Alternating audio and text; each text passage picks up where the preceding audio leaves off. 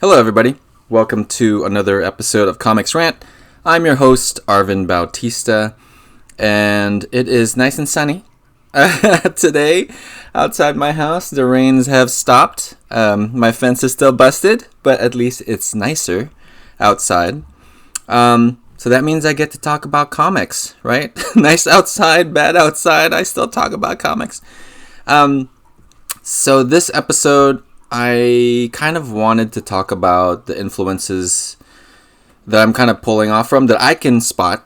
Other people will look at my artwork and can probably spot like a 5 billion other things right now. But the comic book short story that I'm working on right now is called The Shack of Darkness. And I have a few pages. I'll talk about it later on in the episode.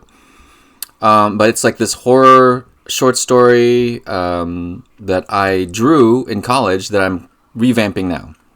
So anyway, I got into this kick. I found those comics in the garage somewhere. I forget where. And I just kind of jazzed up with that story and my drive back in college to tell these stories. They kind of wanted to revisit them. And this book, The Arrival by Sean Tan, kind of was the start of it. It was the first creative influence that I can tell that I was looking at thinking, hey, I want to do something like that too. And I think I've talked about this book before really quickly. But it's going to pop up again because it's just freaking awesome. Sean Tan does all these I don't know. I read a blurb somewhere that said he's the only one that does picture books for adults. He does tackle not gritty, violent things. It's just more deeper, personal stories. I think I have his The Red Leaf. Is it The Red Tree? The Red Tree, which is a bit more skewed younger. This one is The Arrival, and it's about immigrants, really, right? Parents and relatives and family that travel to start a new life. It's beautifully drawn. Look at this cool cover where he mimics an old album or some kind of an old book, right? With all the frayed edges. And then his art style really works for this. You can kind of see why I'm got so jazzed up drawing my book the way I'm drawing it. I think last episode's The Forest is the more obvious style that you can see, but this is actually where I started cooking up this idea for The Shack of Darkness. It's kind of nice to just flip through the pages. Wordless comics, my favorite. It's still in my system. I cannot get tired of reading wordless comics. Also kind of nice. Sean Tan, I think, is American, or speaks English, but it doesn't matter, right? This book can go anywhere. Some cool dragon. So this shows the story of this family leaving their home, right, or somewhere comfortable because there are these dragons attacking their city, which is obviously a metaphor for war, or is it an analogy? I don't know. Pick your word. It's fantastic. I have no idea how he draws so many panels. Now that I'm drawing mine, I'm how are you doing this? I don't understand. There's 5 million pages in this book, and there's 9 panels easily, right? And some of them, and giant, nice, the cloud over the ship that they're riding, right? Trying to get away. And then there's a bunch of clouds, which is great. Sequentially, he must like drawing clouds, but, put them together like this, and now you see a passage of time, right? I mean, this sequential, Sean Tan knows what he's doing. I mean, full page drawings of these things, but then he'll bust it down to making sequences beautiful sequences, right? It exists in this semi, like, the character is real, but the worlds that they inhabit are pretty fantastical, right? And kind of like it's kind of nice to read it because it gives you this emotion of what you would imagine being an immigrant to a new world might be. It's so foreign and so alien. Right? The writing, you don't understand any of this, right? But, these people probably do in this world. He's going through these medical exams, right? He has a picture of his family. There's a lot of, like, character being built with this person that we're following without any words, right? Even better. Just really good stuff. And I kind of like flipping through these things and showing it on video so you can kind of get a good feel for a lot of these books that I'm trying to feature here. Some great stuff where he's going around the neighborhood, seeing different things, right? Like there's like this food, fast food stuff, like guy selling what's going on with these giant crazy eggs, but things that look normal, right? But there's something off about it for us. Just helps give you this sense of like everything is just so foreign, right? And then there you go at the end here, he's lost. So he asks people, what's going on? I'm looking for this. Where can I find a bed? Blah, blah, blah, blah, all that kind of stuff. And it's just beautifully drawn.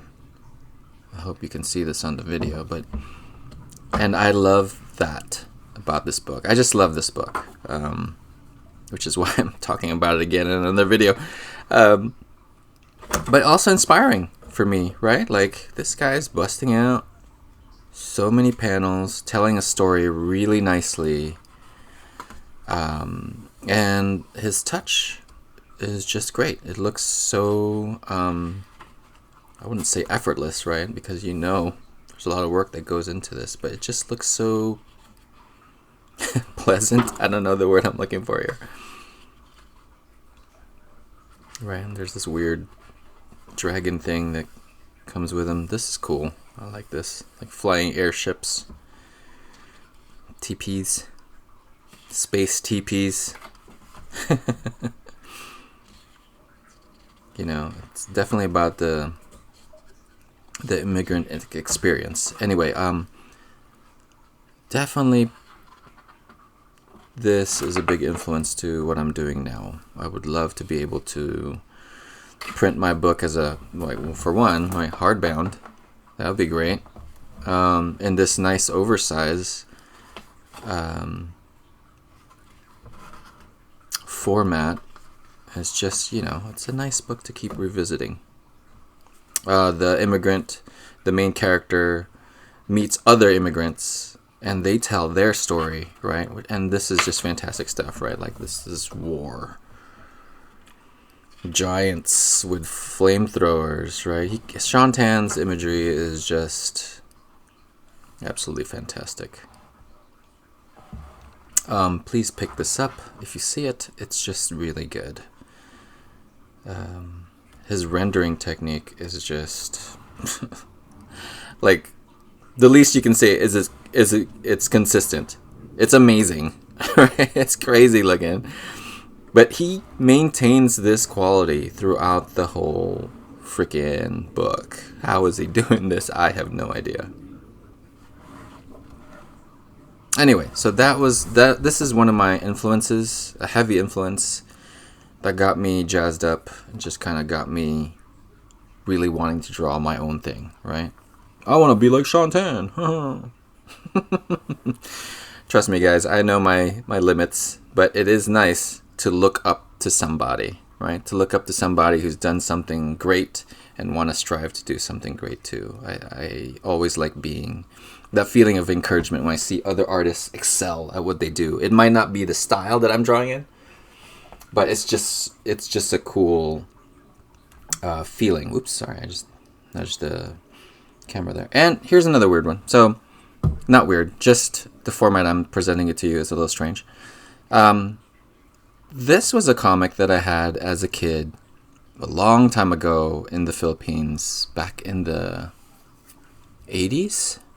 Yeah, it must be the 80s. But the thing has been read so much, it has deteriorated, and I think it got taken by my cousin when he plundered my comic book stash.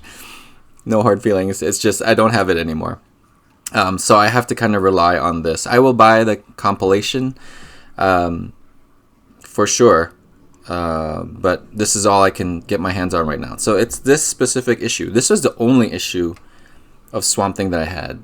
Oh wait, I think I had some older ones, but this is the only one with the Alan Moore stuff. I think I had earlier ones. Now the funny part is this is the first part of 2 parts, and this was the only one I had. This ends on a cliffhanger too, and okay, so here's a little backstory on this. It's Swamp Thing, and he's sleeping, and he's down for the count, right? And all this crazy stuff happens. There's this character Woodrue, who's like the big bad, and anyway, here, let me just zoom in on some of this. This stuff is by Stephen Bissett and John Totleben. Written by Alan Moore, but the art is why I kept coming back to this book and why it got so messed up in my collection. But this is some amazing stuff. And I can point to this as why I'm following this rendering style and why I'm digging this rendering style that I'm doing right now.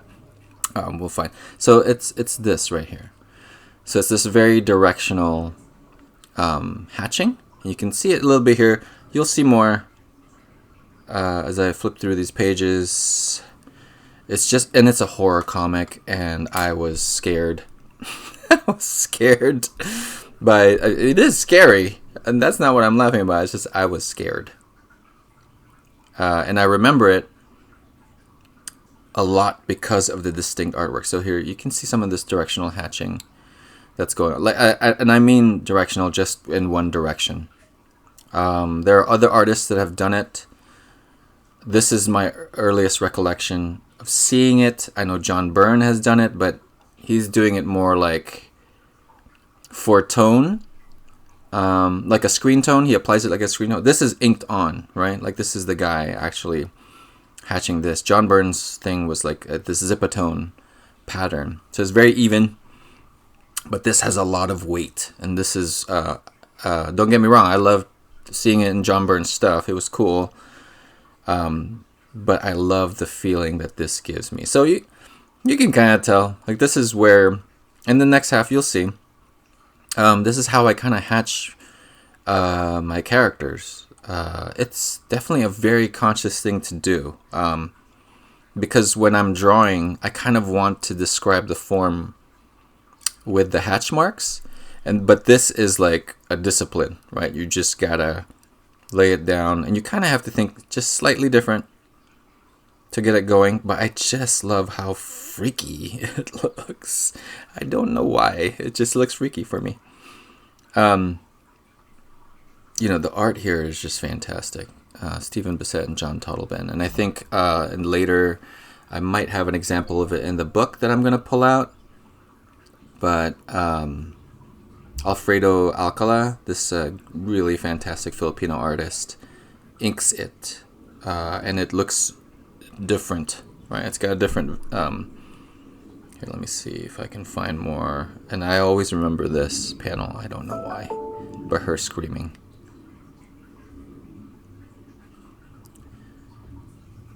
Just look at this detail. It's crazy times. Sorry, I'm just doing this. I got like meetings and notifications popping up here.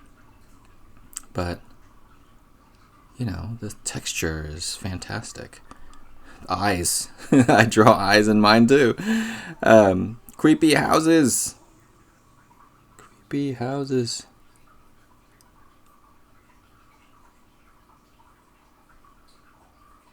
Oh, here's one. Here's a good one. It's not all in one direction, but a lot of this stuff is just so memorable for me, and I kind of want to channel that, a lot of that horror vibe that is in my head. Yeah, this is fantastic. Paneling this face is so great. What the heck? This hand crying, like look at the grimace on her face. It's like a whole new level. And yeah, there's that hatching again that I'm totally aping. Just looks great. Yeah, freaking Swamp Thing. Anyway, okay, so I had this issue as a kid, and then really well done story. One of my favorite panels here is just Swamp Thing looking his swampiest. Don't mind the notifications. Right. And that was the only issue I had. And then this was in the back page. Swamp Thing teams up, or it looks like, with the Justice League. What the heck? And I never got this issue, ever. It was only until later on that I got it. And now I can read it digitally. Actually, I don't even have it. I could only read it digitally. By the way, I'm reading all this stuff through this app called Hoopla. I'm not sure if it's I believe it's only in the States. And then it's only in certain states and certain cities because your public library might not support it. But it's the best thing ever. So it's all legit, right? I'm borrowing these digital copies, and I think doing this, because I read it in somebody else, an author, that said this was perfectly okay because they actually see residuals off of this as well. I'm not sure how much, but probably not as good as actual physical book copy, but it does help them. It's not just pirating their stuff. Anyway, so yeah, look at this Woodroof face. It looks like a real dude. What the heck? This is scary. This guy's real. Plant Man. Anyway, yes, let's stop with this.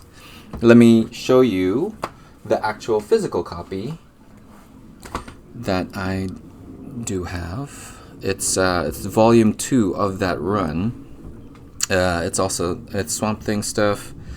Alan Moore, Stephen Bissett, John Toddleben, Sean McManus shows up in this one, and he does like this cool. I think he does the Pogo story here. Pogo is like this old newspaper strip, funny animal cartoon, and I think this is him right here.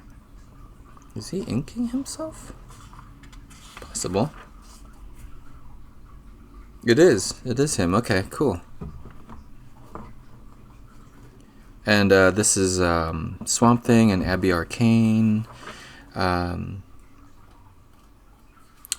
these are all great stories, by the way. I think I picked this second one up for a reason because of that strange, this was his story. But let me get up to. Oh yeah, this one's messed up. Look at that. This one's messed up. Look at that. Just freaky stuff. So what's going on here is Abby is just traumatized about what happened. I think it's something like her grandfather or something like possessed this younger guy, that's like that she was going out with, right? And then I think they slept with each other, right? And but all along it was like her creepy uncle, I think, Arcane, and she finds out, right? And then she just the way Alan Moore writes this is fantastic. It's just her being disgusted and still smelling him, right? So she's trying to scrub it off her body. Yeah, I'm totally talking like I'm disgusted too. She's trying to scrub it off her body, and she's self-harm, inflicting pain on herself. It's just, oh my gosh, what the heck is going on with this book? But it's horror, and it totally works. It's like a combination, horror in comics is usually really hard to pull off. I mean, James Tynion the Fourth does it like on a day-to-day basis, and so does Scott Snyder. But before all that, before all the horror stuff, it was Alan Moore was the one hitting it on all these horror marks, where his words add to the creep factor, and the way this is drawn totally build everything, right? Like, it really has this, it's not a horror movie feel, right? It's a horror comic feel. Totally different, right? Like, because it's different to freak somebody out with like jump cuts or jump scares, right? Or music in movies. But in a comic book, all you have are the pictures and the words. And, a lot of like, even EC comics, right? Like, they are horror stories, but they're like, it's campy, sometimes campy horror where, blood and guts, but this is like the whole feeling of it, the vibe of horror, right? Like, just like that page I showed you, it was like she couldn't scrub the the stank off of her hard enough that she was like maiming herself. You got just everything about this. There it is, the line, the hatchwork that I relate to horror. I think Stephen Bissette is just doing this. Even here, right here, right? Like, you could totally see how someone else would handle like a smiling face, right? But it'd be like this crazy devil eyes and all that kind of stuff. But it doesn't really, it's still kind of like this realistic person. It's just the rendering technique that is chosen. Ooh, zombies. Just adds to the creepiness of it all, right? Junji Ito does this too, and the guy Thomas Ott does it on. And I'm you know what? If Sean Tan drew a horror book, I think he could totally pull it off as well. Maybe he did. I just don't know what it is. Oh, this is Alcala right here. Alfredo Alcala. All right, let me just double check here. Yes, there you go, Alfredo Alcala. So he's got this hatching style that I was also trying to ape in college, and I just kind of like it. It's I don't know what it is, but it's like you see here how it's like not just in one direction, but it's almost like this layered, I don't know, basket weavy, nested kind of thing, and it gives you this kind of nice texture, but also this gray all around. And I can tell, I think I stopped here because I could kind of tell this is Alcala inking, right? Like the folds on her clothes and her eyes, or in his eyes, the water. Just really good stuff. Look at this. Look at that. Whoa. Ew. Spittles. But just, so here he's not even doing what Toddleben does, or Toddleben and Bissette, right? Where it's all directional, but it's just, the hatchwork is gorgeous. And it looks freaky. It looks freaky. Lines make everything scary. Well, it's just the line quality, right? The line quality of the stuff. Yeah, this stuff is just, it gave me nightmares. That's probably why I'm trying to draw it out of myself. But, Swamp Thing saves the day, of course. And Swamp Thing fashion. There it is. So I think this is back to Toddleben, if I'm right. This is still Alcala right here. See? There's that hatching again. Just creepy. I remember I had to... So I grew up, reading image books. And I remember in college, I had to kind of break it out of myself. Okay, yeah, it ends. So Stephen Bissette is back in this one. Sorry. Look at that. Rick Veitch. Veitch? I don't know. And John Toddleben is inking. But not Bissette anymore. Okay. But just as freaky. There. Different faces, but look at that. But in college, I grew up in the 90s, so I love like hatching, the clean kind of hatchwork that the image guys did. Liefeld, McFarlane, Jim Lee, right? Everything's like in these nice, orderly lines. So when I was in college, sorry, I just totally skipped over it. I think that's the only Alcala one that's in this. In college, I had to consciously break that out of myself. And I forget what I was studying, but it was like, it made me think of trying to make things more organic. Like nothing had to be so clean in line. And I definitely had to think a little different. It gave my artwork a really weird look. But you know, it's fine. Like, that's college. You should try to figure out what you're doing. And you know, I think you should try to figure out what you're doing in all your art anyway. And it's just a matter of finding that voice. So even now, right, like I'm trying to figure out mine, and that's part of the fun. But yes, so Swamp Thing was a giant rendering influence on me, I guess, for this short story that I'm working on, as well as Sean Tan's. Sean Tan's The Arrival was the kind of like the catalyst for me to try to pursue what I'm doing now, the short story that I'm doing now. Oh, here's the Pogo story. It was cool. Very cool. They're aliens, so that's why they look like these cartoony animals. And they bump into Swamp Thing. And it's really great. You know, Alan Moore is... I think this is probably my favorite of his. I know, it should be like Batman the Killing Joke or The Watchmen, but I think this is my favorite work of his. Swamp Thing. Oh, here, look at that. Somebody else is drawing this. Ron Randall. I guess he's inking it too. So it's kind of like this classic EC, especially these guys, EC horror, House of Secrets, House of Mystery guys. It looks fantastic here. Look at that face. Jeez. And it's this kind of stuff that I just really love. Like this nice illustrative, detailed work. Every little crease on her blouse, every nasty moss on his body. Yeah, it's this kind of hatching that I kind of like. Right? Just classic. I'm not sure if the people do it so much anymore. It seems to be at home with horror comics.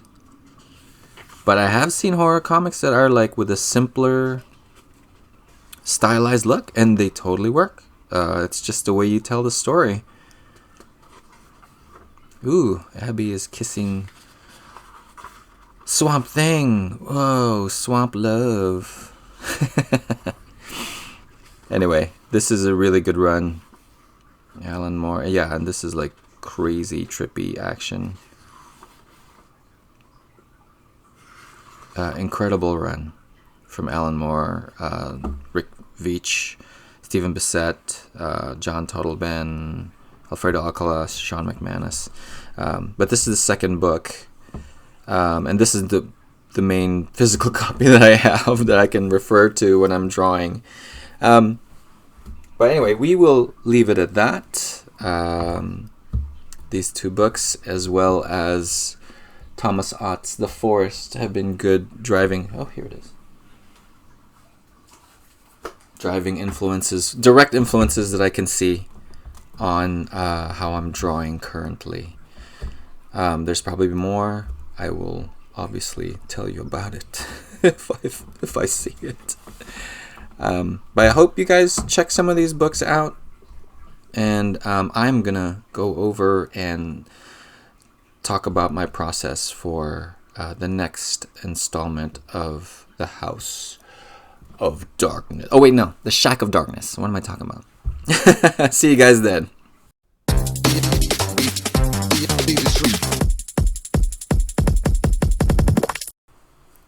So for this page, you caught a glimpse of it right there with the Procreate recording. It is sort of an extension of how the original was made. I have two moments where I look back, I being the character in this story, look back into the darkness and am creeped out. Sorry, this is by one of the pages for Shack of Darkness. In case you haven't been following along with the channel, I'm drawing indie comic book, and these pages are a remaster of this comic book that I drew in college. So anyway, in this page, it is somewhat of a slow motion turn to look behind me. This is me as a character in the story. It's not necessarily completely true. And I broke it up into 3 panels, slowly descending on the page and opening and bleeding onto the right side. Bleeding as in there's no border and it's just going off to the page. And I kind of liked playing with the text. So early on in the video, you probably saw some of the layouts happening. I'm trying to figure out how to increase this moment of tension through a series of panels next to each other. And I always have loved text showing like sound effects kind of text, not just characters talking to each other and word balloons and so on. Sound effects and picking which sound effect to depict. Not everything has to have it. I've read certain comics where everything has a sound effect and it's also kind of cool. But in this case, there is a voice coming from behind the character, behind me, from the darkness, and it actually says something. It says you will pay, and I like trying to play with it and having it flow all around the page, kind of guiding your eye to where you're supposed to be reading, and following which panel goes where. So I took a few reference shots of myself. Some, I think, in a panel, in just one panel actually, in this short story, I've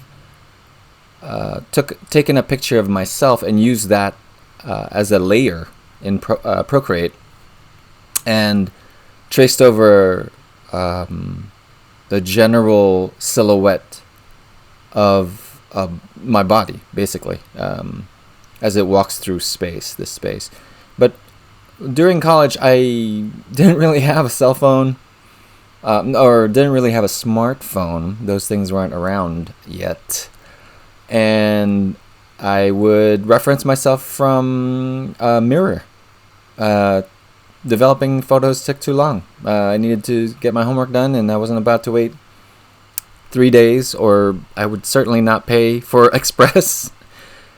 So when I'm drawing this, for the most part, I am actually doing the same thing. Not necessarily with a mirror this time. I'm taking a picture of myself, but I'm drawing from it. Like, it would be on my phone screen next to the iPad, and I'd be drawing what I see. It's kind of fun that way.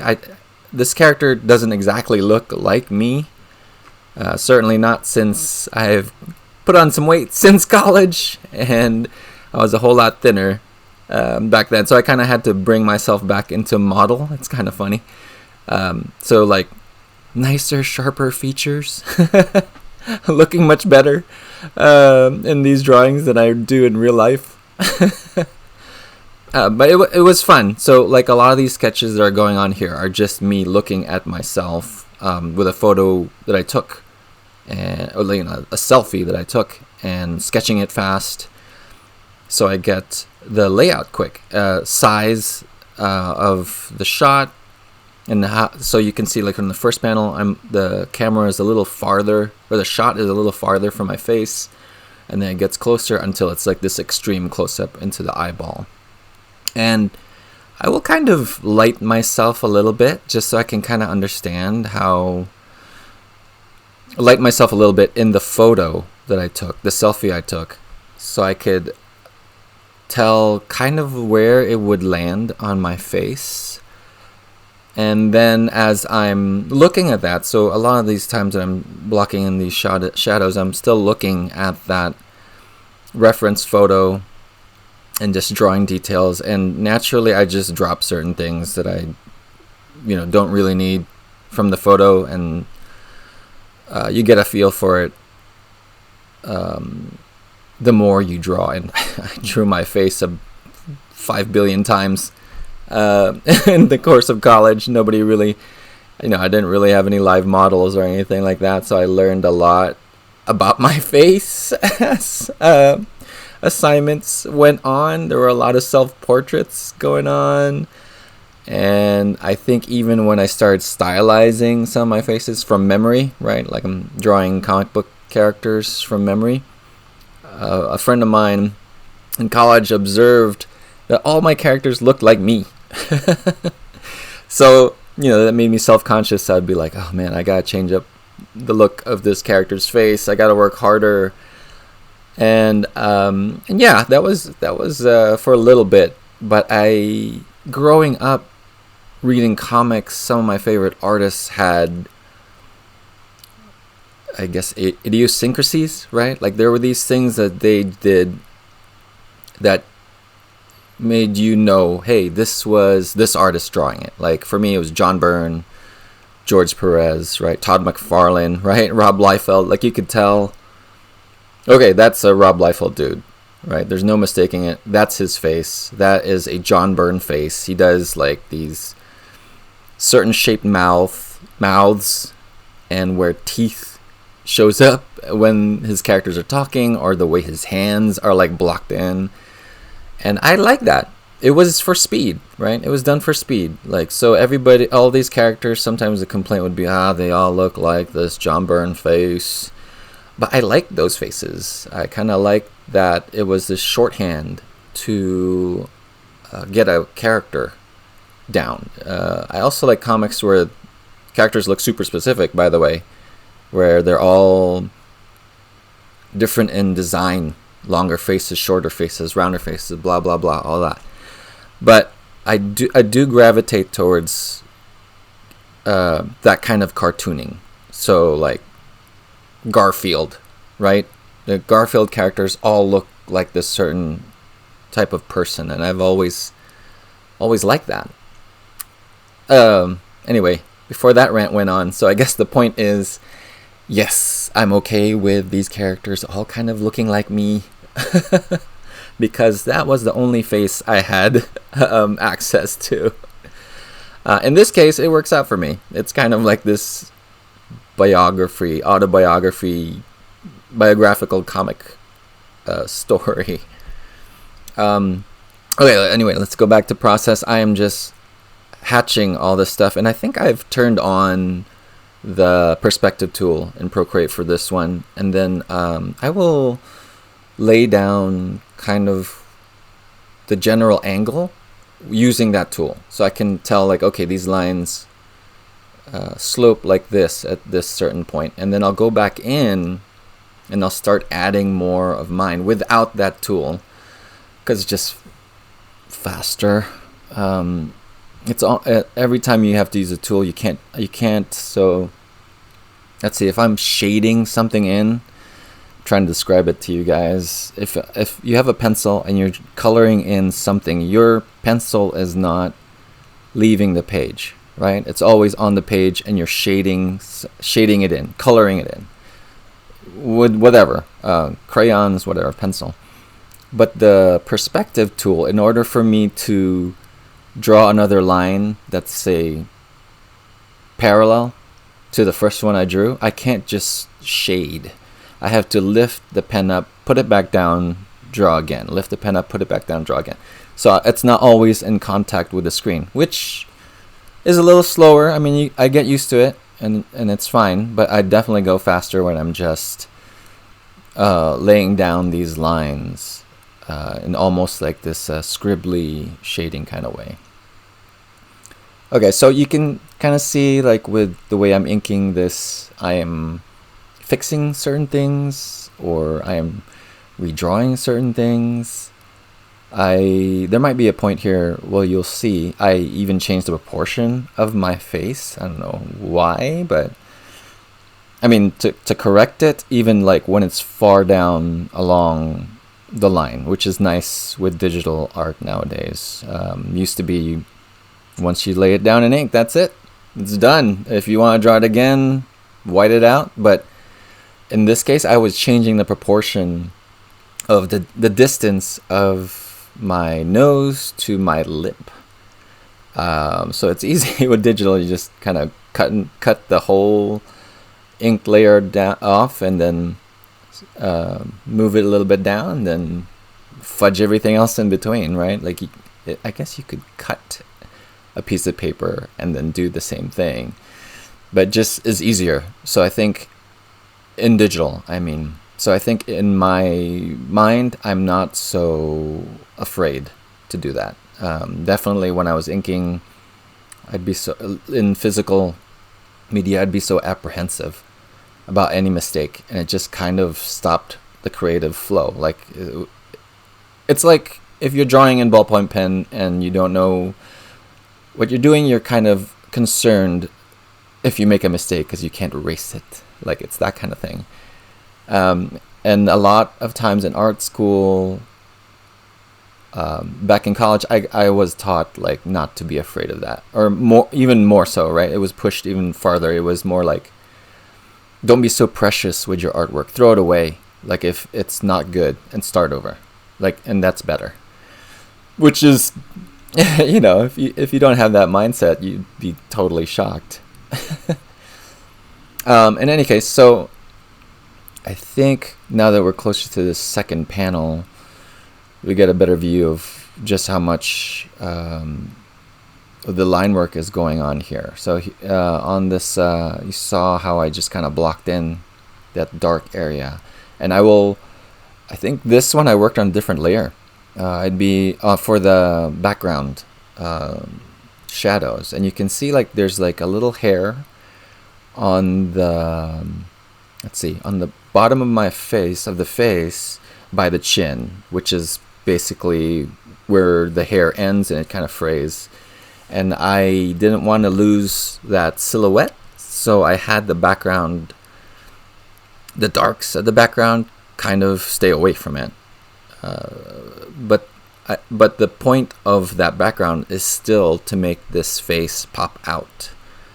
So it has a few grays in there, and there's this light that's coming from on this panel, the right side of the face, right? That kind of outlines it in white, and that's just like this nice little trick to bring out the face without muddying up all the darks, making it all just black and gray, and just, you won't be able to see much stuff. So there's somewhat of a little bit of focus.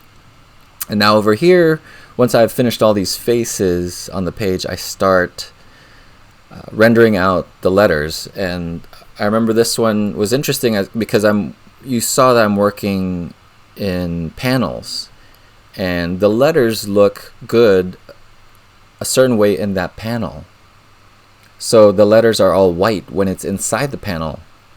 But then I didn't like how light and white it was, clear, right, when it hits the white of the page, when it breaks out of the panel and starts doing this flow thing. So what I did was I would make it change color, right? Instead of white within the panel, it'd be now black when it's on the page. So that's why you see this kind of patterning that's happening. And so I had to bring that with these lines, kind of like these speed lines that I was doing with the white font.